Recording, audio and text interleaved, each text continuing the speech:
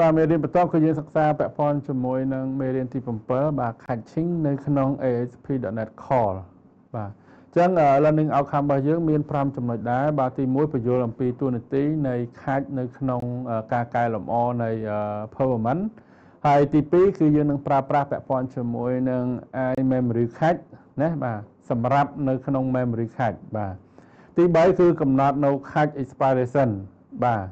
ទី4គឺពាក់ព័ន្ធជាមួយនឹង implement បាទ response catching និង output catching បាទទី5គឺយើងស្វែងយល់ពាក់ព័ន្ធជាមួយនឹង catch បាទ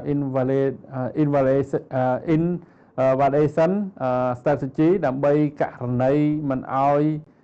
វាប្រើប្រាស់នៅក្នុងការប្រើប្រាស់ catch បានបាទឧទាហរណ៍តែ price ឬក៏ sensitive data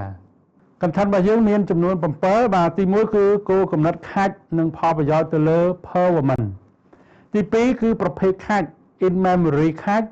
distribute catch ហើយនិង response catch ទី3ប្រើប្រាស់នៅ iMemory catch នៅក្នុង controller